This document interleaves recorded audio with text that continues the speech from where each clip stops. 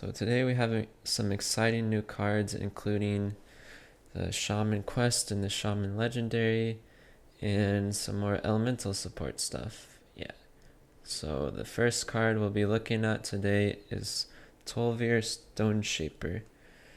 4 mana 3/5 battle cry. If you played an elemental last turn, gain taunt and divine shield.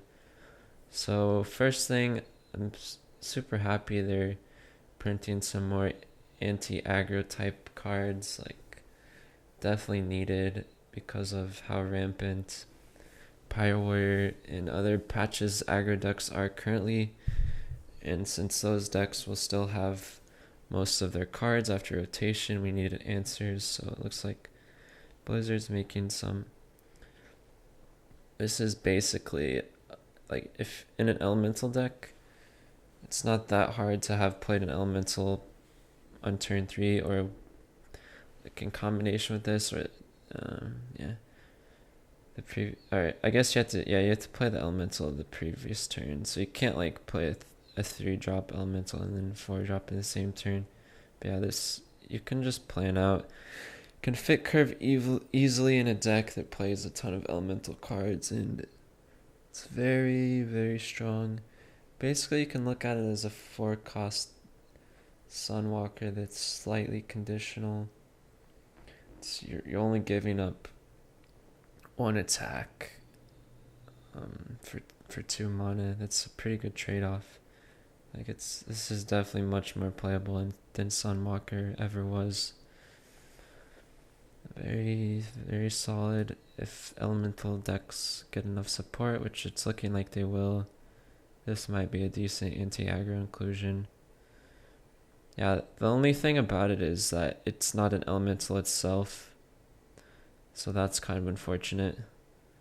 But yeah, we'll have to see what other early cost or cheap elementals there are to play the turn before this. For Shaman, there's stuff like Unbound Elemental that already exists, but Unbound isn't that spectacular. Next card, which is my favorite of all of them, and obviously the most powerful. This card is ridiculously strong. So the stat line, 7/7 for 8. While it's not amazing, the effect is, and you get to choose. It's not random.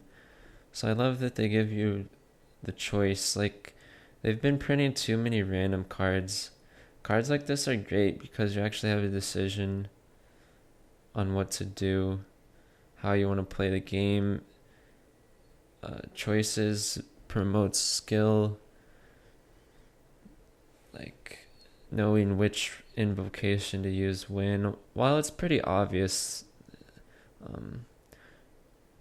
there are some subtle decisions to make with this card, like deciding whether to fill up the board or heal yourself to prevent them from killing you, or to AoE them, or using it as a finisher to deal 6 to their face.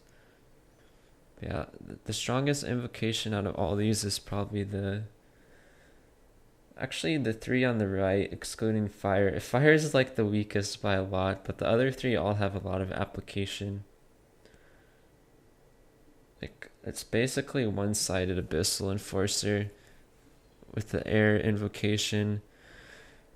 The earth invocation basically gives you an 8-cost Onyxia, which can be very powerful, especially if you're teching Bloodlust or something. And then the invocation of water is for those moments where you need to stabilize against aggro when you've already killed their board or something, when you don't need the air.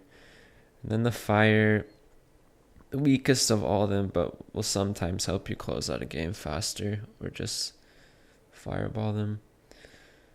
But yeah, this card is ridiculously powerful, and it's looking like, I think the way that Shaman is gonna be built is probably Jade plus Elementals. Like, I think you'll likely just run the 5 Jade package, which is double Jade Claw, double Jade Lightning Aya, and then the rest of your minions will be Elementals and stuff built around that. That's looking like how Shaman will be built to me. You'll move away from all the totem stuff.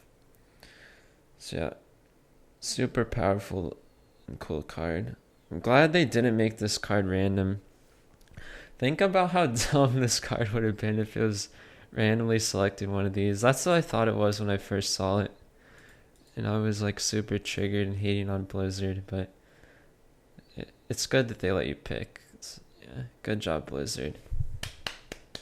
Claps for Blizzard for not making another RNG card.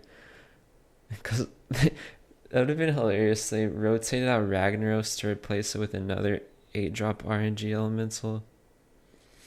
Okay, so the next one is the Murloc quest. Unite the Murlocs. Summon 10 Murlocs and reward is Megafin, which is an 8/8 for 5, which battle cries fills your hands with random Murlocs. So my favorite legendary in the game is probably Neptulon. Like, I had decent success with Neptulon when it first came out in mid-shaman decks. And this kind of reminds me of that, but like a mega version of it. Because if you have an empty hand, you can just like, you can just refill like crazy. But yeah, summoning 10 Murlocs. Murlocs are not that powerful. And 10 is quite a lot, but this is summon and not play. So that means it works with cards like Call in the Finishers, is that what it's called? Summon 4 1/1 Murlocs.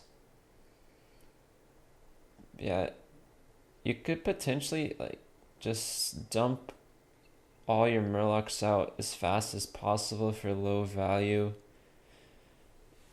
And since you're getting this guy you're getting the quest every single game, then you'll always have the option to refuel after you play 10 Murlocs.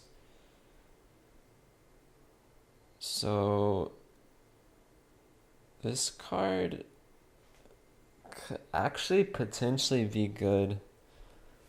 I don't know. The quest is a bit hard to pull off though. Like if you're facing other aggressive decks, your Murlocs probably aren't going to match up well against them.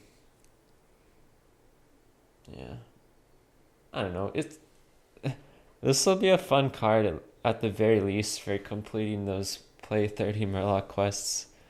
You get to play 30 Murloc quests and then you go on a quest to summon 10 Murlocs. Yeah. So yeah, that card's pretty cool. I like it. Even if it doesn't end up being competitively viable, I think it's just a good design. Next is Primal Fin Lookout. 3/2 for 3 Murloc with Battle Cry. If you control another Murloc, discover a Murloc. So this is another Murloc to play in your Murloc quest deck, I guess. It's not amazing though, like having to have another Murloc in play.